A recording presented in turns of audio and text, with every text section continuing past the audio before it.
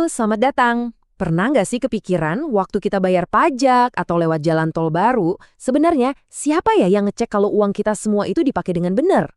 Nah, hari ini kita bakal bongkar tuntas peran vital para penjaga dana publik di Indonesia. Pertanyaan ini saya yakin sering banget muncul di kepala kita kan? Setiap rupiah yang kita bayarkan itu kan harusnya balik lagi ke kita. Entah dalam bentuk sekolah yang bagus, jalanan yang mulus, atau layanan kesehatan. Tapi, siapa sih yang jadi wasitnya? Siapa yang mastiin semuanya nggak melenceng dari aturan? Yuk kita cari tahu bareng-bareng. Oke, kita mulai dari konsep paling dasarnya dulu ya. Hal pertama yang harus kita pahami bareng-bareng adalah uang publik itu punya jiwa yang sama sekali beda sama uang di perusahaan swasta. Tujuannya itu bukan buat cari untung. Nah, disinilah letak perbedaan paling fundamentalnya. Kalau di perusahaan swasta, tujuannya jelas, cari profit sebesar-besarnya. Auditornya bertanggung jawab ke siapa? Ke pemegang saham. Tapi di sektor publik, ceritanya lain. Tujuannya itu kesejahteraan kita semua. Jadi, auditor publik itu nggak lapor ke investor, tapi ke kita semua, sebagai warga negara, buat mastiin tiap rupiah itu dipakai untuk kepentingan bersama. Jadi poin krusialnya begini. Karena ini uang kita bareng-bareng dan misinya itu misi sosial, cara ngawasinya pun harus super khusus. Ini bukan cuma soal angka untung rugi di laporan keuangan, tapi soal dampak nyata ke kehidupan jutaan orang. Dan disinilah karakter utama dalam pembahasan kita hari ini masuk ke panggung. Yuk kita kenalan lebih dekat dengan Badan Pemeriksa Keuangan, atau yang lebih sering kita dengar dengan singkatan BPK. Keberadaan BPK itu bukan main-main loh. Mereka ada bukan karena sekedar aturan pemerintah biasa. Kewenangan mereka itu diamanatkan langsung oleh hukum tertinggi di negara kita, Undang-Undang Dasar 1945. Ini nunjukin betapa fundamental dan kuatnya posisi mereka dalam menjaga uang negara. Coba kita bedah dua kata kunci ini, bebas dan mandiri. Apa sih artinya? Artinya, BPK itu nggak bisa diintervensi, nggak bisa ditekan-tekan oleh siapapun, baik itu oleh presiden, menteri, bahkan oleh anggota dewan sekalipun. Kenapa ini penting banget? Supaya mereka bisa kerja tanpa rasa takut, tanpa ada tekanan, dan hasilnya benar-benar objektif. Nah, ini juga satu hal yang unik banget dari BPK. Mereka kan tugasnya memeriksa pemerintah ya. Jadi logikanya, masa mereka lapor ke pihak yang mereka periksa? Tentu enggak. Makanya BPK itu bertanggung jawab dan menyerahkan hasil pemeriksaannya langsung ke para wakil rakyat, DPR, DPD, dan DPRD. Logikanya sederhana, pengawas itu melapor kepada pihak yang diwakili, yaitu kita, rakyat. Oke, kita udah tahu siapa penjaganya. Sekarang pertanyaannya, gimana cara mereka bekerja? Ternyata ada prinsip-prinsip yang bisa dibilang suci, yang jadi pedoman setiap auditor BPK dalam bertugas. Jadi, setiap pekerjaan pemeriksaan BPK itu berdiri di atas 3 pilar utama yang diperintahkan undang-undang. Pertama, independen, mereka harus netral, nggak memihak, dan bebas dari tekanan manapun. Kedua, objektif. Semua temuan mereka itu harus berdasarkan fakta dan bukti, bukan asumsi apalagi opini pribadi. Dan yang ketiga, profesional. Pemeriksaannya harus dilakukan dengan keahlian dan standar yang tinggi. Coba bayangin kalau salah satu pilar ini goyah, wah, bisa runtuh semua integritas hasil auditnya. Kalau tadi itu pilar proses kerjanya, nah ini adalah jiwa dari setiap auditornya. 3 nilai inti ini, integritas, independensi, dan profesionalisme adalah kode etik yang wajib mereka pegang teguh. Ini bukan sekedar slogan buat dipajang di dinding kantor loh, tapi ini komitmen personal mereka untuk menjaga kepercayaan kita semua. Oke, cukup teorinya. Biar kita semua makin kebayang gimana semua konsep ini bekerja di dunia nyata, yuk kita lihat sebuah studi kasus naratif yang mungkin kedengarannya agak familiar ya. Coba bayangkan ya, sebuah proyek infrastruktur besar diumumkan. Sebuah jembatan yang bakal menghubungkan dua daerah. Wah, harapan masyarakat langsung tinggi. Dana publik miliaran rupiah pun dialokasikan. Tapi apa yang terjadi kemudian? Bertahun-tahun berlalu, proyeknya berhenti di tengah jalan. Yang tersisa cuma tiang-tiang beton yang berdiri membisu. Sebuah pengingat menyakitkan tentang janji yang tak terpenuhi dan tentu saja uang rakyat yang terbuang sia-sia. Disinilah cara pandang auditor publik jadi sangat-sangat krusial. Kalau auditor swasta melihat kasus ini, mungkin fokusnya cuma satu. Oke, rugi berapa miliar? Catat sebagai kerugian. Selesai. Tapi bagi auditor BPK, pertanyaannya jauh lebih dalam. Manfaat publik apa yang hilang? Ini bukan lagi cuma soal uang, tapi soal anak-anak yang jadi lebih jauh ke sekolah, soal ekonomi lokal yang nggak jadi tumbuh, dan yang paling parah, soal kepercayaan publik yang hancur. Dan ini dia bagian pamungkasnya. Pemeriksaan BPK itu bukan cuma menghasilkan laporan yang disimpan di laci. Laporan mereka itu bisa dibilang bertaring. Kalau mereka menemukan ada indikasi kerugian negara atau bahkan tindak pidana korupsi, mereka nggak cuma mencatat, mereka wajib hukumnya untuk menyerahkan temuan itu ke aparat penegak hukum. Disinilah akuntabilitas ditegakkan. Jadi setelah semua pembahasan tadi, mari kita tarik kesimpulan. Kenapa sih peran sang penjaga ini begitu berarti buat kita semua sebagai warga negara? Mereka itu pada dasarnya adalah mata dan telinga kita di dalam sistem keuangan negara. Peran mereka itu untuk memastikan adanya pertanggungjawaban, mendorong pemerintah lebih transparan, dan pada akhirnya menjaga kepercayaan kita kepada negara. Jadi, lain kali Anda lewat proyek pembangunan atau mendengar berita soal anggaran negara, ingatlah bahwa ada sebuah lembaga penjaga yang bekerja di belakang layar untuk Anda. Sebuah lembaga independen yang diperintahkan konstitusi, yang tugasnya adalah memastikan uang kita benar-benar kembali untuk kesejahteraan kita. Merekalah sang penjaga dana publik Kalian kita lihat semua. proyek pemerintah yang gede banget, terus dalam hati bertanya-tanya, duitnya kemana aja ya? Kita sering banget kan lihat ada pembangunan ini, program itu, anggarannya wih, fantastis. Tapi pertanyaannya adalah, uang pajak kita itu beneran dipakai secara efektif nggak? Apakah hasilnya sepadan dengan yang diharapkan? Nah, ini dia pertanyaan besar yang akan kita bedah bareng-bareng hari ini. Kalau dengar kata audit, mungkin banyak yang langsung mikir, wah ini pasti lagi nyari koruptor. Ya, itu memang bagian penting. Tapi audit modern di sektor publik itu udah jauh lebih luas dari itu loh. Sekarang, pertanyaannya udah bergeser. Bukan lagi cuma apakah angkanya cocok, tapi lebih dalam lagi, apakah program pemerintah ini berhasil dan memberikan nilai terbaik bagi uang kita? Oke, jadi dalam beberapa menit ke depan, kita akan mulai dari pertanyaan besarnya. Lalu kita kenalan sama 3 lensa audit. Setelah itu kita akan membedah konsep 3E. Biar gampang kita pakai studi kasus memilih laptop. Dan terakhir kita akan bahas soal tindakan penyeimbangan. Oke, kita mulai dari yang paling dasar dulu ya. Sebenarnya, apa sih yang dimaksud dengan audit di sektor publik itu? Definisi resminya mungkin kedengaran agak kaku ya, tapi coba deh perhatikan kata kuncinya. Independen, objektif, dan profesional. Artinya apa? Artinya auditor itu nggak boleh memihak, harus kerja berdasarkan fakta, dan pastinya punya keahlian khusus. Tujuannya simple, untuk ngasih kita sebagai masyarakat rasa yakin kalau uang negara itu dikelola dengan benar. Nah, terus gimana caranya auditor bekerja? Ternyata mereka nggak cuma punya satu metode. Anggap aja mereka punya 3 kacamata atau 3 jenis pemeriksaan yang berbeda buat melihat keuangan negara, dan masing-masing punya fokus yang unik. Menurut hukum di Indonesia, ada 3 senjata utama nih di gudang persenjataan auditor. Audit keuangan, audit kinerja, dan yang ketiga, audit dengan tujuan tertentu atau disingkat PDTT. Masing-masing punya target yang beda-beda. Yuk kita lihat satu persatu. Pertama, audit keuangan. Anggap aja ini kayak general check-up keuangan. Tujuannya adalah untuk memastikan laporan keuangan pemerintah itu sehat, angkanya akurat, dan sesuai aturan. Hasil yang paling dicari dari audit ini adalah opini wajar tanpa pengecualian atau WTP. Kalau udah dapat WTP, artinya laporan keuangannya kita bisa percaya. Selanjutnya ada PDTT. Nah, kalau ini ibaratnya pasukan khususnya dunia audit. Kalau ada kebutuhan untuk melihat sesuatu yang sangat spesifik, misalnya memeriksa kepatuhan terhadap aturan pengadaan, atau bahkan melakukan investigasi untuk mengungkap indikasi kerugian negara, disitulah PDTT turun tangan. Dan sekarang, kita sampai pada bintang utama kita hari ini, audit kinerja. Inilah jenis audit yang benar-benar menjawab pertanyaan kita di awal tadi. Audit ini nggak cuma nanya, angkanya benar nggak, tapi apakah uang ini digunakan dengan baik? Dan untuk menjawabnya, mereka pakai 3 metrik super ampuh yang kita kenal sebagai konsep 3E. Oke, mari kita selami lebih dalam lagi. Konsep 3E ini bisa dibilang jantungnya dari audit kinerja. Bayangin aja, ini kayak 3 lensa yang berbeda di satu kaca pembesar yang dipakai auditor untuk mengevaluasi setiap program pemerintah. Lensa pertama, ekonomis. Ini gampangnya soal belanja cerdas. Apakah kita mendapatkan barang atau jasa dengan harga terbaik untuk kualitas yang dibutuhkan? Jadi bukan sekedar cari yang paling murah ya, tapi yang kualitasnya pas dengan harga paling bersaing. Intinya sih, hemat tanpa mengorbankan kualitas. Lensa kedua, efisien. Kalau ini tentang memaksimalkan hasil dari sumber daya yang ada. Inputnya seminimal mungkin, outputnya semaksimal mungkin.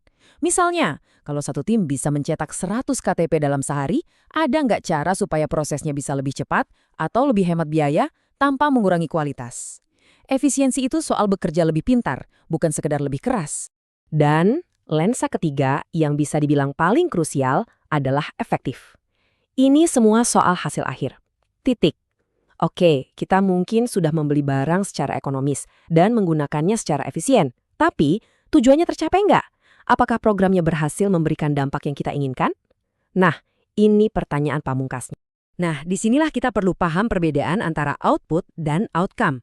Output itu adalah hal yang dihasilkan, jumlah jembatan yang dibangun, jumlah laptop yang dibeli. Tapi outcome adalah dampak nyatanya. Apakah jembatan itu meningkatkan perekonomian lokal? Apakah laptop itu membuat pekerjaan jadi lebih cepat dan layanan publik jadi lebih baik? Audit kinerja sangat peduli pada outcome. Oke, teorinya cukup. Mari kita lihat bagaimana konsep ini bekerja dalam praktek. Coba bayangkan kita adalah bagian dari tim pengadaan di sebuah kantor pemerintah daerah yang lagi butuh beli laptop baru untuk para pegawai. Kita punya 3 pilihan di meja. Ada laptop A, murah banget tapi speknya rendah. Lalu laptop C, canggih banget, speknya kayak laptop gaming tapi harganya juga mahal. Dan terakhir, laptop B yang ada di tengah-tengah, harga dan spesifikasinya seimbang untuk pekerjaan kantor. Kira-kira mana yang harus kita pilih? Ayo kita pakai kacamata 3E kita. Laptop A memang paling ekonomis, tapi jadi nggak efektif karena pegawai bakal frustrasi saking lambatnya. Laptop C sudah pasti efektif, tapi jadi boros dan nggak efisien, kayak beli mobil balap cuma buat ke pasar. Nah, laptop B inilah juaranya. Harganya masuk akal, jadi dia ekonomis. Spesifikasinya pas untuk pekerjaan kantor, jadi dia efisien. Dan hasilnya, pekerjaan selesai dengan baik, yang artinya dia efektif. Inilah keseimbangan 3E dalam aksi. Dan inilah inti dari audit kinerja. Tujuannya bukan untuk memaksa pemerintah selalu membeli barang yang paling murah. Tujuannya adalah mendorong pengambilan keputusan yang cerdas, yang menyeimbangkan antara biaya, proses, dan hasil akhir untuk memberikan nilai terbaik bagi uang rakyat. Jadi, setelah semua ini, apa yang perlu kita ingat? Kenapa konsep audit kinerja dan 3E ini penting banget buat kita semua? Jadi poin utamanya adalah, pertama, audit itu jauh lebih luas dari sekedar menangkap penipu. Kedua, audit kinerja itu adalah alat canggih untuk mengukur dampak nyata dari uang kita. Ketiga, dengan 3 lensa, ekonomis, efisien, dan efektif, kita bisa melihat apakah sebuah program benar-benar berhasil. Dan yang terpenting tujuannya adalah menemukan keseimbangan untuk memastikan setiap rupiah pajak kita diinvestasikan dengan bijak demi hasil terbaik bagi kita semua. Nah, saya akan tinggalkan Anda dengan pertanyaan ini untuk direnungkan. Coba pikirkan tentang program di sekitar Anda, pembangunan jalan, program bantuan sosial, atau layanan kesehatan. Bagaimana cara Anda mengukur apakah program tersebut ekonomis, efisien, dan yang terpenting, efektif? Kalau kita mulai berpikir seperti ini, cara kita melihat peran pemerintah dan uang kita Kepikiran nggak sih pasti dari akan begitu berubah. banyaknya program pemerintah, gimana caranya auditor nentuin mana yang harus diinvestigasi? Hari ini, kita bakal ngintip ke balik layar ke sebuah fase yang krusial tapi jarang banget kita lihat, yaitu perencanaan audit.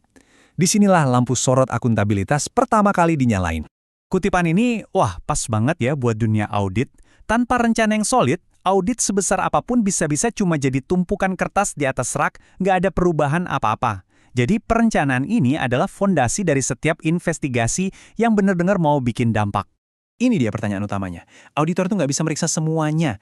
Mereka harus pinter-pinter milih, dan pilihan mereka itulah yang nentuin apakah uang pajak kita dipakai secara efektif atau malah sia-sia. Taruhannya tinggi banget, ini tuh soal efektivitas uang pajak kita semua. Oke, sekarang kita bahas solusinya. Perencanaan itu bukan sekedar bikin daftar kerjaan ya. Ini lebih kayak peta jalan menuju akuntabilitas. Biar paham, kita perlu lihat dulu gambaran besarnya. Perencanaan itu tahap pertama, pondasi tempat 3 tahap lainnya dibangun. Salah sedikit aja di sini atau asumsinya keliru, wah, bisa berantakan semua nanti di tahap pelaksanaan dan pelaporan. Tahap inilah yang nentuin arah semuanya. Jadi kuncinya itu efisiensi. Waktu, anggaran, sama personel kan terbatas ya. Jadi auditor harus pilih topik yang paling nendang. Mereka harus mastiin setiap jam kerja mereka itu ngasih nilai maksimal buat kita, buat publik. Nah, sekarang kita masuk ke intinya. Coba bayangin lautan program pemerintah. Gimana sih caranya auditor milih beberapa medan perang yang paling krusial? Prosesnya ini strategis banget loh dan menarik buat kita tahu. Nah, gambar ini nunjukin prosesnya dengan pas banget. Dari segudang topik potensial, auditor menyaringnya pakai serangkaian kriteria kunci. Proses ini ngerucutin pilihan sampai tersisa beberapa topik yang paling urgent. Yuk kita bedah satu-satu filternya. Kriteria pertama, dan ini yang paling dasar, follow the money. Ikuti aliran uangnya. Sebuah program yang ngelola duit triliunan rupiah, tentu risikonya jauh lebih gede kalau ada apa-apa. Makanya program-program beranggaran jumbo itu otomatis jadi prioritas utama. Berikutnya, dampaknya buat kita-kita ini. Apakah ini soal kualitas jembatan yang kita lewatin tiap hari, soal vaksin buat anak-anak kita, atau bantuan sosial buat yang butuh? Kalau sebuah program itu menyentuh hajat hidup orang banyak, dia langsung jadi kandidat kuat, nggak peduli anggarannya sebesar apa. Auditor juga nyari asap yang nandain adanya api. Maksudnya, kalau udah ada berita di media, banyak keluhan masyarakat, atau mungkin temuan dari audit sebelumnya yang nunjukin ada sesuatu yang nggak beres, topik itu langsung deh naik ke daftar prioritas. Dan yang terakhir, faktor realistis. Bisa nggak sih ini diaudit? Datanya ada nggak? Aksesnya gimana? Nggak ada gunanya kan? Mulai investigasi kalau udah tahu bakal mentok di tengah jalan. Ini soal milih pertarungan yang emang bisa dimenangkan. Oke, kita udah ngerti nih faktor-faktor pertimbangannya. Sekarang kita lihat alat spesifik yang dipakai auditor buat nimbang semua faktor ini secara sistematis. Ini ngebantu mereka ngubah pertimbangan kualitatif jadi keputusan yang bisa diukur. Nah, ini dia alatnya. Teknik RIAS, akronim yang simple tapi powerful banget. Dengan ngejawab 4 pertanyaan kunci ini buat setiap calon topik, tim audit bisa ngasih skor dan bikin peringkat. Ini mengubah prosesnya dari yang tadinya kayaknya atau feeling aja, jadi analisis beneran berbasis data yang bisa dipertanggungjawabkan. Oke, teorinya udah cukup ya. Sekarang kita lihat gimana ini semua bekerja di dunia nyata. Lewat sebuah studi kasus, konsep-konsep tadi bakal jadi lebih kebayang. Coba kita bayangin, ada satu program pemerintah yang penting banget, program ketahanan pangan. Tujuannya mulia, pastinya buat mastiin pasokan pangan nasional kita aman, dan tentu aja dikelola dengan anggaran yang super besar. Nah, ini dia sinyal-sinyal awal yang bakal ditangkap sama auditor. Ada masalah yang jelas banget, bibit telat dikirim, dan sinyalnya juga kencang, datang dari media dan langsung dari petani yang kena dampak. Ini tuh asap yang nggak mungkin diabaikan sama auditor manapun. Sekarang, yuk kita coba mikir kayak auditor. Dengan info kayak gini, gimana kita pakai kriteria yang udah kita pelajari tadi buat nentuin program ini layak jadi prioritas audit tahun ini atau enggak? Disinilah keputusannya diambil. Materialitas? Tinggi dong, anggarannya gede. Kepentingan publik? Jelas tinggi banget. Ini kan soal pasokan pangan nasional dan nasib petani. Masalah signifikan? Udah jelas ada kegagalan. Walaupun auditabilitasnya mungkin agak menantang, 3 kriteria lainnya kuat banget. Dengan analisis begini, program ketahanan pangan hampir pasti bakal jadi prioritas utama audit. Kita udah lihat gimana caranya, sekarang kita tarik kesimpulan kenapa ini semua penting. Kenapa sih proses perencanaan yang detail ini penting banget? Intinya begini, audit yang bagus itu tujuannya bukan buat bikin laporan yang numpuk debu di rak, tapi buat menciptakan perubahan nyata. Perencanaan yang cermat itu memastikan auditor nemuin masalah yang tepat, yang kalau dibenerin bakal bawa dampak positif buat layanan publik yang kita semua nikmati. Nah, sebagai penutup, saya mau lempar pertanyaan ke Anda. Setelah paham gimana para profesional bekerja, sekarang giliran Anda. Kalau Anda punya sumber daya buat ngaudit satu hal, kira-kira lampu sorot itu bakal Anda arahin kemana? Pernah nggak sih Terima kasih kita sudah bertanya-tanya, apa sih yang bikin sebuah pemeriksaan itu hasilnya bisa dipercaya? Jawabannya tuh ternyata bukan cuma soal hitung-hitungan yang jelimet. Kuncinya ada di sesuatu yang jauh lebih dasar. Seberapa jelas dan objektif kriteria yang dipakai. Nah, beberapa menit ke depan kita bakal kupas tuntas soal ini. Ini dia peta perjalanan kita. Kita akan lihat bareng-bareng gimana semua bagian ini nyambung satu sama lain buat mastiin uang kita, uang publik, itu akuntabel. Oke, kita mulai dari yang paling fundamental dulu ya. Kenapa sih kriteria ini sering banget disebut sebagai kompasnya auditor? Kenapa perannya sepenting itu? Yuk kita bedah. Coba bayangin deh, Anda disuruh ngukur luas kamar tapi nggak dikasih meteran sama sekali. Bisa sih nebak-nebak, tapi hasilnya pasti ngawur kan? Nah, persis kayak gitu audit tanpa kriteria. Tanpa tolok ukur yang jelas, pemeriksaan itu ya bukan cuma jadi susah, tapi hasilnya nggak akan bisa dipertanggungjawabkan. Mustahil. Jadi, sebetulnya kriteria audit itu apa sih? Gampangnya, kriteria itu adalah penggaris atau standar objektif yang dipakai buat menilai kinerja. Kriteria inilah yang mengubah penilaian dari sekedar kayaknya atau menurut saya jadi sesuatu yang terukur yang bisa dibuktikan datanya. Kalau nggak ada kriteria, temuan audit itu bahaya banget. Bisa jadi cuma cerminan opini pribadi auditornya. Nah, gimana cara menghindarinya? Ya dengan kriteria yang kokoh dan disepakati bersama. Inilah fondasi dari setiap temuan, setiap rekomendasi, dan ujung-ujungnya ya akuntabilitas yang sebenarnya. Oke, kita udah tahu kriteria itu penting banget. Pertanyaan selanjutnya, kriteria yang bagus itu kayak gimana sih? Dan auditor nemuinnya dari mana? Kan nggak mungkin ngarang sendiri. Yuk, kita lihat. Menurut Standar Pemeriksaan Keuangan Negara atau SPKN, ada 5 syarat wajib yang harus dipenuhi. Anggap aja ini kayak 5 pilar buat membangun gedung audit yang kokoh. Kalau salah satu aja goyang, misalnya kriterianya nggak netral atau bahasanya bikin bingung, ya udah, kredibilitas seluruh hasil audit bisa ambruk. Auditor itu nggak asal comot kriteria loh, ada urutannya, ada hierarkinya. Mereka pasti mulai dari yang paling kuat secara hukum, yaitu peraturan. Misalnya, audit pengadaan barang, ya acuannya Perpres. Kalau aturan spesifiknya nggak ada, baru mereka turun ke standar profesional, SOP internal, sampai ke praktik terbaik di tempat lain. Wah, kutipan ini kena banget sih. Ini benar-benar menangkap inti masalahnya. Menetapkan kriteria di awal itu krusial banget buat mencegah debat kusir di akhir. Jadi dari awal, semua pihak, auditor dan yang diaudit, udah satu frekuensi. Nah, sekarang kita masuk ke bagian yang paling menantang di lapangan. Gimana ceritanya kalau sumber kriteria yang paling jelas, kayak SOP atau indikator kinerja, ternyata nggak ada? Ini situasi yang sering banget terjadi, dan disinilah keahlian seorang auditor benar-benar diuji. Ini tantangan klasik, tapi bukan berarti jadi jalan buntu atau alasan auditnya batal. Justru disinilah kelihatan bedanya auditor yang kompeten. Karena ketiadaan aturan internal itu bukan berarti sebuah lembaga jadi kebal dari penilaian akuntabilitas kan? Dan ini dia peta jalannya. Prosesnya itu bukan simsalabim, tapi ada alur kerja yang sangat sistematis dan terstruktur.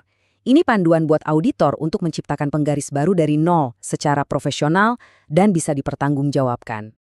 Jadi, kalau kriteria nggak ada, auditor wajib hukumnya untuk mengembangkan. Prosesnya teliti banget, mulai dari riset mendalam, analisis, bikin draft, sampai validasi. Tujuannya cuma satu, memastikan tolak ukur yang baru diciptakan ini adil dan relevan. Dan semua langkahnya wajib didokumentasikan. Oke, kriteria udah di tangan auditor nih. Tapi tugas belum selesai. Auditor nggak bisa dong datang-datang langsung maksa pakai kriteria itu. Disinilah babak yang paling menentukan dimulai, yaitu komunikasi. Ini langkah kunci yang sering jadi penentu lancar atau tidaknya pemeriksaan. Proses komunikasi ini ibarat jalan di persimpangan. Hasilnya cuma ada 2. Skenario ideal tentu saja, sepakat.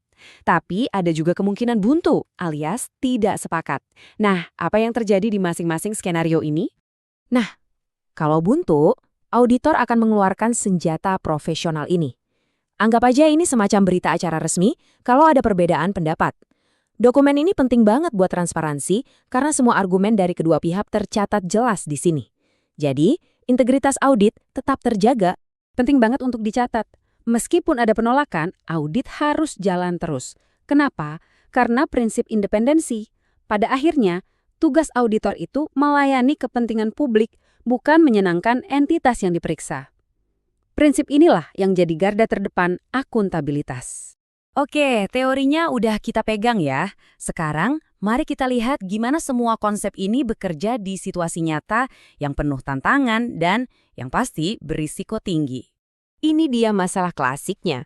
Uang publik udah digelontorkan buat bantuan sosial, tapi apa tolak ukur suksesnya? Gak ada yang tahu.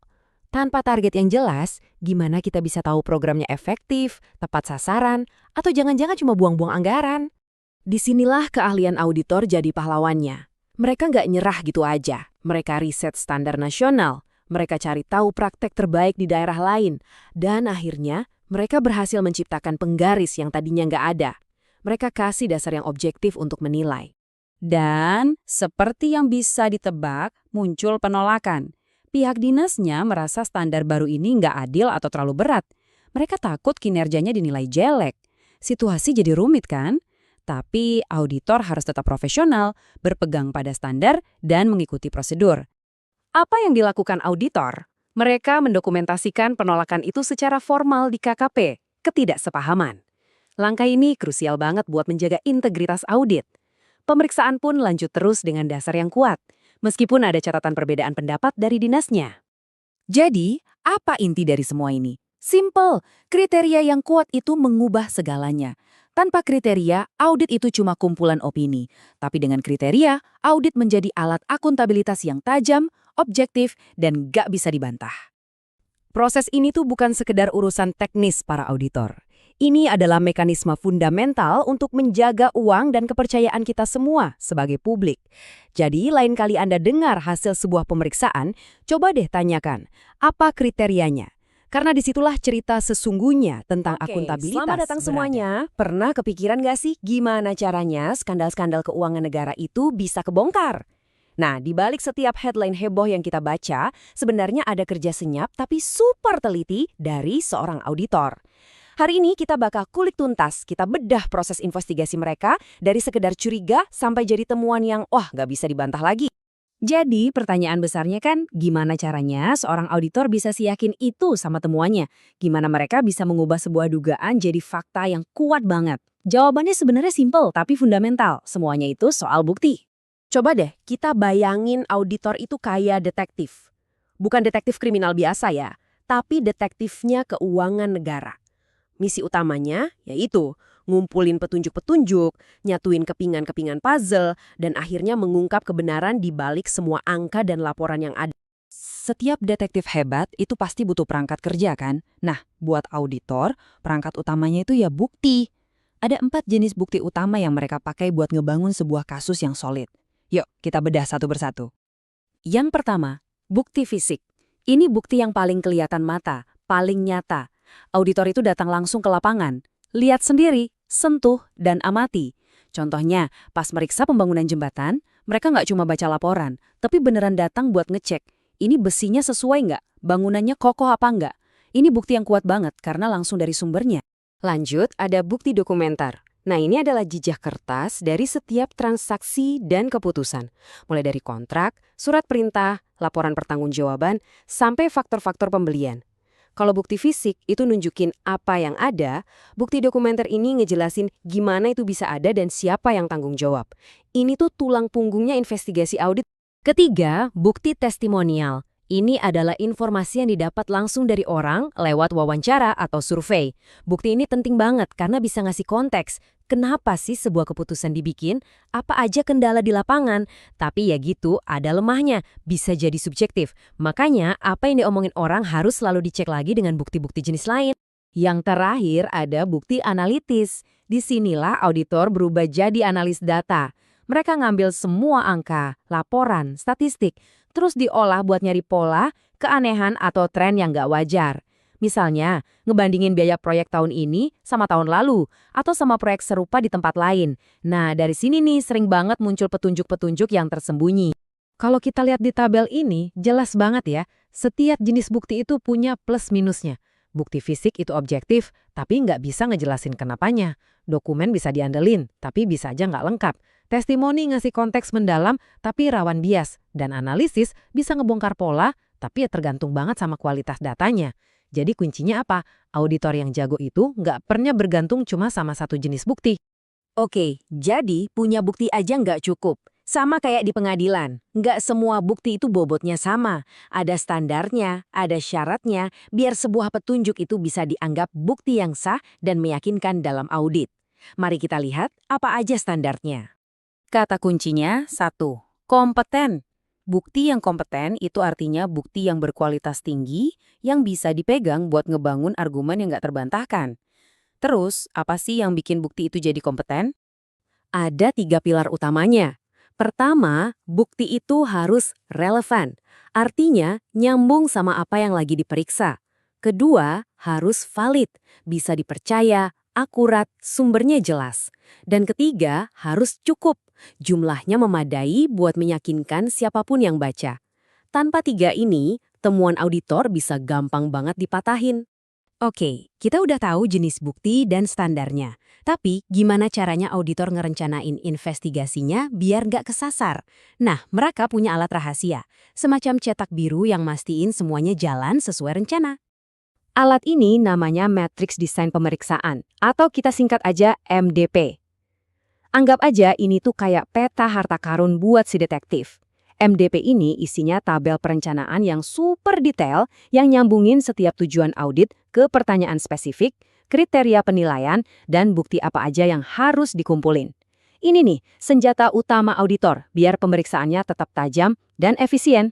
Logika di balik MDP ini ngalir banget secara sistematis. Kayak yang bisa kita lihat di sini. Mulai dari tujuan yang besar, dipecah jadi pertanyaan yang lebih spesifik, ditentuin kriteria suksesnya apa, terus diidentifikasi bukti apa yang dibutuhin, dan terakhir, di mana sumber bukti itu bisa ditemuin.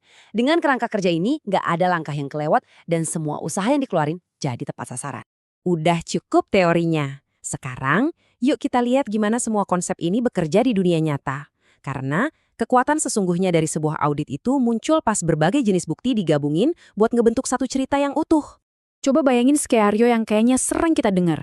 Ada satu kantor layanan publik yang pelayanannya lama banget, sampai keluhan dari masyarakat numpuk. Nah, seorang auditor ditugasin buat nyelidikin sebenarnya akar masalahnya apa sih? Si detektif ini mulai dari jejak kertas. Dia nemuin laporan kinerja resmi yang nunjukin, wah benar, waktu tunggu emang naik 2 kali lipat. Dia juga nemu memo-memo internal di mana kepala bagiannya udah berkali-kali minta tambahan staf, tapi nggak pernah digubris. Ini petunjuk pertama yang kuat banget. Lanjut, dia wawancara para saksi mata, yaitu staf yang kerja di sana. Mereka semua curhat, Pak, kami kewalahan, beban kerja kami sekarang 2 kali lipat. Kepala seksinya bahkan nambahin kalau banyak staf senior yang resign karena burnout. Nah, kan cerita mereka ini ngeklop banget sama data di atas kertas tadi. Tapi belum cukup. Auditornya melakukan analisis data lebih dalam. Hasilnya mengejutkan.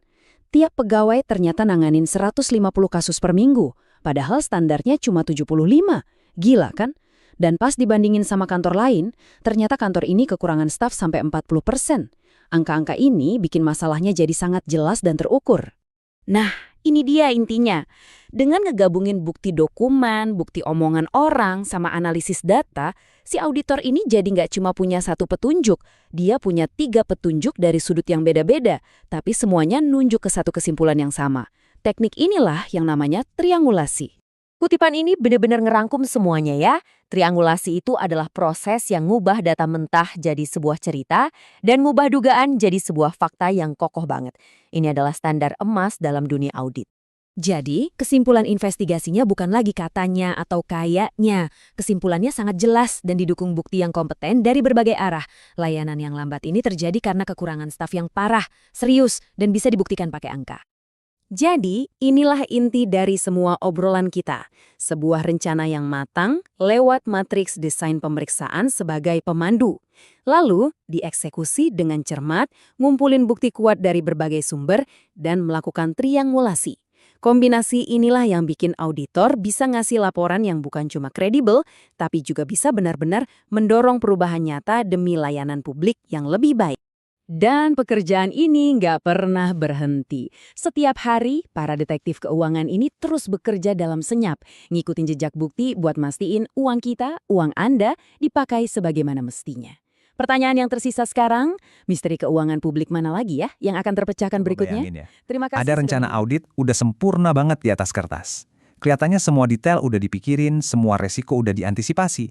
Tapi apa yang terjadi begitu rencana itu keluar dari kantor dan berhadapan langsung sama realita di lapangan yang, ya tahu sendiri, seringkali berantakan. Nah, disitulah audit yang sesungguhnya baru dimulai. Jadi, kali ini kita bakal ngikutin perjalanan seorang auditor nih. Mulai dari zona nyaman di meja perencanaan, sampai terjun ke medan perang yang penuh kejutan. Kita bakal lihat bareng-bareng gimana sebuah rencana diuji sama kenyataan, gimana caranya bukti-bukti itu digali dari tempat yang nggak disangka-sangka, dan gimana temuan yang solid itu akhirnya terbentuk satu persatu. Oke, kita mulai dari langkah pertama yang paling menentukan. Inilah momen di mana semua asumsi dan teori dalam rencana audit itu diuji untuk pertama kalinya di dunia nyata. Ini bisa dibilang momen kebenaran. Apakah hipotesis yang kita bangun di kantor itu beneran cocok sama fakta di lapangan? Di sini, auditor mulai ngumpulin bukti-bukti awal. Tujuannya bukan buat membuktikan mereka benar loh, tapi justru untuk melihat jangan-jangan mereka salah. Jadi ini soal validasi, bukan sekedar eksekusi buta. LHP pendahuluan ini anggap aja kayak laporan pertama detektif pas nyampe di TKP. Isinya itu temuan-temuan awal yang nantinya jadi penentu arah investigasi. Jadi, dari laporan inilah diputuskan. Kasus ini lanjut ke penyelidikan mendalam atau ya sudah cukup sampai di sini? Jadi alurnya begini nih. Pemeriksaan awal itu menghasilkan LHP pendahuluan. Nah, laporan inilah yang membawa tim ke sebuah persimpangan krusial, go atau no go. Kalau keputusannya go, itu artinya lampu hijau buat nyusun rencana investigasi yang jauh lebih detail. Tapi, ini pertanyaan yang penting banget. Auditor yang jago itu bukan cuma tahu cara menyelidik, tapi juga tahu kapan harus berhenti. Kapan sih sebuah kasus dianggap terlalu berisiko buat dilanjutin? Soalnya, kadang-kadang keputusan paling bijak itu justru menginjak rem. Jadi, ada kondisi-kondisi ekstrim yang bikin audit itu harus, mau nggak mau, berhenti. Bayangin aja kalau semua pintu data itu ditutup rapat-rapat, kita mau kerja gimana kan? Atau misalnya resiko keamanan di lapangan terlalu tinggi. Nah, maksa lanjut itu bukan cuma sia-sia, tapi juga bahaya. Bisa-bisa malah menghasilkan kesimpulan yang salah kaprah. Intinya simpel banget kok. Kalau sesuatu nggak bisa diaudit, ya jangan diaudit. Titik. Itu syarat mutlak. Oke, jadi keputusannya go, audit lanjut. Sekarang, saatnya auditor ngebuka kotak peralatannya. Kira-kira apa aja sih isinya buat melakukan investigasi mendalam? Ada 4 pilar utama bukti. Pertama, bukti fisik. Apa yang bisa kita lihat dan sentuh langsung. Kedua, bukti testimonial, kesaksian dan cerita dari orang-orang yang terlibat. Ketiga, bukti dokumenter, jejak data dan surat-surat yang, ya, nggak bisa bohong. Terakhir, bukti analitis. Ini pas kita hubungin semua titik data buat melihat pola yang tersembunyi. Keempatnya ini harus dirangkai jadi satu biar gambarnya utuh. Kalau bukti itu ibarat petunjuk-petunjuk yang berserakan, maka kertas kerja pemeriksaan atau KKP ini adalah loker barang buktinya si detektif. Setiap lembar dokumen, setiap foto, setiap catatan wawancara, semuanya disimpan dan diatur dengan super rapih di sini. KKP ini adalah tulang punggung dari audit yang bisa dipertanggungjawabkan. Ada prinsip yang kedengarannya kejam tapi sederhana. Apa yang tidak didokumentasikan dianggap tidak pernah terjadi. Di dunia audit, kalau sesuatu nggak tercatat di KKP, maka secara hukum itu dianggap nggak ada. Ini bukan cuma soal rapi-rapian, tapi ini soal kredibilitas dan validitas mutlak. Dan buat mastiin setiap langkah itu kerekam, ada yang namanya HP3. Anggap aja ini kayak log harian si detektif. Kalau KKP itu loker barang buktinya, nah HP3 ini buku catatannya, yang isinya gimana caranya setiap bukti itu ditemukan. Ini yang menciptakan jejak audit yang nggak bisa dibantah. Oke, teorinya cukup. Sekarang kita lihat gimana semua ini bekerja di dunia nyata.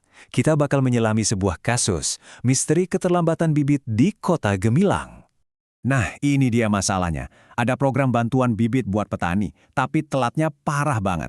Terus, pas auditor minta data siapa aja penerimanya buat melacak dampaknya, mereka malah disambut keheningan. Akses ditutup, langsung deh ketemu tembok birokrasi. Tim audit sekarang menghadapi dilema klasik. Di satu sisi, risikonya gede.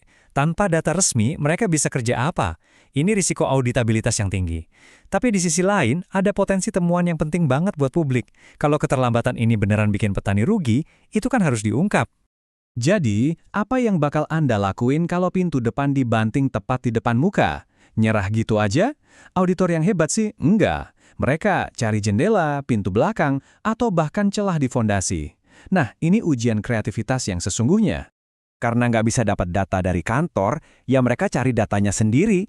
Timnya langsung turun ke sawah. Mereka lihat sendiri tanaman yang layu dengan mata kepala mereka. Ini bukti fisik. Terus mereka ngobrol sama para petani, dengerin keluh kesah mereka. Ini bukti testimonial yang nggak ada duanya, langsung dari sumbernya. Dari hasil wawancara dan pengamatan di lapangan, sebuah pola mulai kelihatan. Para petani cerita hal yang sama, tanamannya juga nunjukin gejala yang mirip.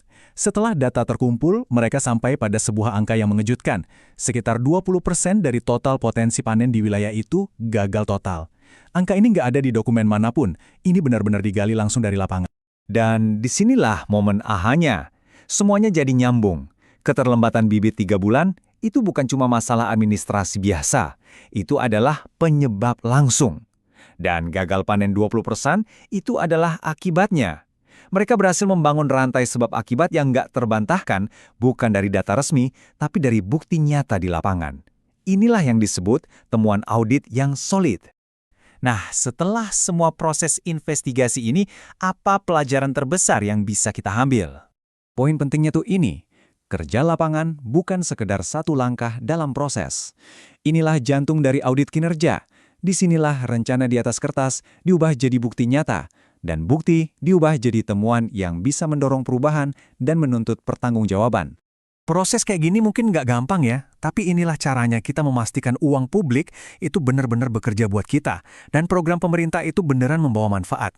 Ini jadi bikin kita mikir, mulai dari pendidikan sampai kesehatan, kira-kira program mana lagi ya yang butuh banget disentuh oleh pengawasan ketat seperti ini, Baik, biar teman-teman dampaknya semua, nyata buat mari kita kita semua. mulai. Ini dia sesi yang kita tunggu-tunggu, tinjauan komprehensif, di mana kita bakal menyatukan semua kepingan puzzle dari awal sampai akhir. Anggap aja ini pemanasan terakhir sebelum ujian sesungguhnya. Kita akan rangkai ulang semuanya, mulai dari filosofi dasarnya, alur kerjanya, sampai nanti kita akan bedah bareng-bareng satu studi kasus yang besar. Jadi pastikan Anda fokus, karena kita akan langsung tancap gas ke inti persoalannya. Kita mulai dengan sebuah pertanyaan yang, ya ini lebih dari sekedar teori di buku. Coba lihat angkanya. 1 triliun rupiah. Bukan angka yang kecil kan? Angka sebesar ini bisa mengubah nasib jutaan orang. Jadi, pertanyaannya bukan lagi cuma soal angka, tapi ini soal kekuasaan. Gimana caranya kita sebagai penjaga uang publik memastikan kekuasaan itu benar-benar bertanggung jawab atas setiap rupiah yang mereka kelola? Jawabannya, seperti yang selalu kita bahas sejak pertemuan pertama, ya selalu dimulai dari sini. Inilah filosofi fundamental yang jadi pembeda utama audit sektor publik. Ini bukan uang milik pemerintah secara abstrak, bukan. Ini adalah akumulasi dari pajak kita, dari sumber daya kita, dan juga dari harapan kita semua.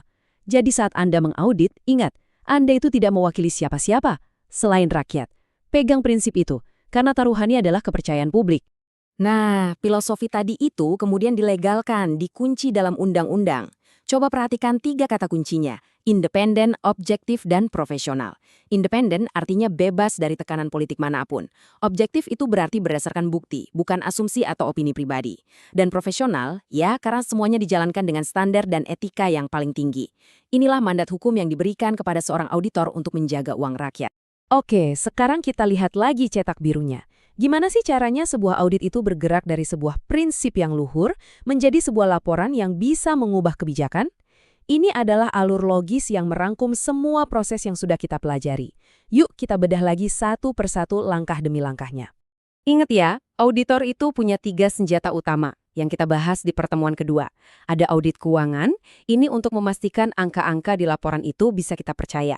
Terus ada audit kinerja yang menjawab pertanyaan penting, programnya berhasil atau enggak. Dan terakhir, ada audit dengan tujuan tertentu.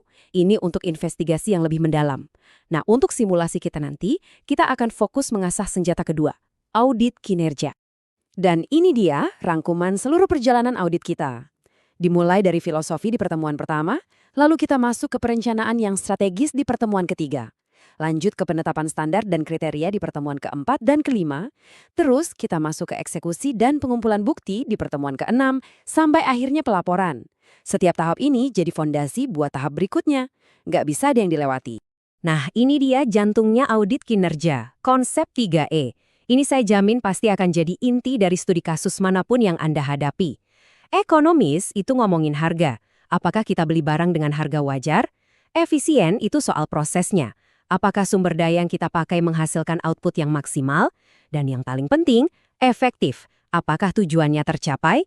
Ini adalah 3 kacamata yang akan kita pakai buat membedah kasus kita nanti. Oke, cukup review teorinya. Sekarang waktunya ujian yang sebenarnya. Ayo kita terapkan semua konsep dan alat yang sudah kita pelajari ke dalam sebuah skenario yang, wah, ini rumit, berisiko tinggi, dan sangat relevan dengan kenyataan yang ada di lapangan. Ini dia kasus kita. Sebuah proyek mercusuar, nilainya 1 triliun rupiah, tujuannya mengubah sebuah kota jadi smart city. Janjinya sih manis banget, layanan publik serba digital, transportasi cerdas, keamanan yang terintegrasi. Tapi setelah bertahun-tahun berjalan, yang tersisa ya cuma janji, proyeknya gagal total, dan jadi sorotan publik. Sekarang coba posisikan diri Anda di tahap perencanaan audit. Di meja Anda itu ada ratusan program pemerintah yang potensial untuk diaudit. Kenapa tim Anda memutuskan untuk memprioritaskan proyek Smart City ini? Coba deh terapkan materi perencanaan audit yang sudah pernah kita bahas sebelumnya. Tentu saja, keputusan ini harus didasari analisis yang tajam, bukan cuma pakai perasaan. Pertama, materialitas. 1 triliun itu angka yang nggak bisa diabaikan. Kedua, kepentingan publik. Masyarakat sudah ramai menuntut jawaban. Ketiga, risikonya tinggi. Proyek teknologi besar itu selalu rawan masalah. Dan yang terakhir, auditabilitas. Kita yakin bisa mendapatkan datanya. Ini adalah contoh sempurna penerapan manajemen risiko dalam perencanaan audit. Oke, begitu kita masuk ke lapangan, kita langsung pasang kacamata 3E kita. Dari sisi ekonomis, Anda menemukan faktur pembelian server dengan harga yang jelas-jelas nggak masuk akal. Dari sisi efisien, Anda menemukan server-server mahal itu cuma teronggok di gudang, nggak pernah dipakai sama sekali. Dan dari sisi efektif, ini yang paling telak, nggak ada satupun layanan Smart City yang berjalan. Gagal di ketiga level. Analisis 3E tadi, itu baru hipotesis awal. Ingat, dalam dunia audit, opini itu nggak ada harganya. Setiap temuan yang Anda buat harus ditopang oleh pilar-pilar bukti yang kuat, relevan, dan cukup. Tanpa bukti yang solid, laporan Anda itu cuma selembar kertas yang isinya tuduhan kosong. Sesuai materi kita tentang jenis-jenis bukti, kita pakai pendekatan 3 cabang. Anda melakukan inspeksi langsung ke gudang, itu bukti fisik. Anda meminta dan menganalisis ribuan halaman dokumen pengadaan, nah itu bukti dokumenter. Dan Anda melakukan wawancara mendalam dengan para pelaksana proyeknya, itu bukti testimonial. Ketiganya, ini harus saling menguatkan untuk membangun sebuah temuan yang tak terbantahkan. Dan di salah satu wawancara, Anda dapat pengakuan ini. Sebuah kutipan yang seolah-olah menghidupkan tumpukan data dan dokumen yang tadinya terasa mati. Ini bukan lagi sekedar kesalahan teknis kan? Ini menunjukkan ada masalah perencanaan dan manajemen yang sangat sistemik. Bukti testimonial seperti inilah yang memberikan konteks kenapanya di balik sebuah kegagalan. Nah, di tengah jalan, Anda membentur tembok. Tiba-tiba, dinas terkait menolak memberikan data detail pembayaran ke pemasok server. Alasannya, kerahasiaan kontrak. Waduh, ini adalah momen penentuan. Apakah auditnya berhenti sampai di sini? Apa langkah yang akan Anda ambil sebagai auditor? Tentu saja tidak berhenti. Disinilah Anda menggunakan kewenangan yang diberikan oleh undang-undang. Auditor negara seperti BPK itu punya hak untuk mengakses data apapun yang berkaitan dengan keuangan negara. Jadi, penolakan itu bukan lagi sekedar hambatan administrasi biasa, tapi bisa masuk ke ranah pidana, menghalangi pemeriksaan. Kewenangan ini adalah alat terkuat Anda. Jangan ragu menggunakannya. Setelah melewati semua rintangan dan bukti sudah terkumpul, sekarang saatnya menyusun putusan akhir. Bagian ini bukan cuma merangkum temuan ya, tapi lebih penting lagi, menjelaskan dampaknya dan kenapa audit ini penting banget untuk perbaikan tata kelola negara kita secara keseluruhan. Laporan akhir Anda harus menyajikan temuan yang tajam dan terukur. Jelas, ada identifikasi kerugian negara, ada kesimpulan telak soal kegagalan program, tapi yang paling penting, ada rekomendasi yang konstruktif untuk perbaikan sistem pengadaan di masa depan. Laporan ini kemudian jadi amunisi buat DPR untuk melakukan pengawasan dan buat aparat penegak hukum untuk menindaklanjuti kalau ada indikasi korupsi. Dan inilah esensi dari semua pekerjaan kita. Laporan audit yang baik itu bukanlah akhir dari cerita, melainkan justru sebuah awal. Ini adalah alat untuk menuntut akuntabilitas dari mereka yang punya kuasa dan sebuah peta jalan yang jelas untuk memastikan kesalahan yang sama tidak terulang lagi di masa depan. Jadi, kita kembali lagi ke pertanyaan awal, tapi dengan perspektif yang baru. Audit itu bukan cuma tentang menghitung kerugian di masa lalu, audit adalah investasi untuk masa depan. Coba bayangkan, jika satu laporan audit yang Anda buat bisa mencegah satu saja proyek triliunan rupiah gagal lagi, maka berapa nilai sejati dari pekerjaan Anda, berapa nilai dari akuntabilitas itu sendiri? Pikirkanlah, itu saja untuk tinjauan kita kali ini, semoga berhasil.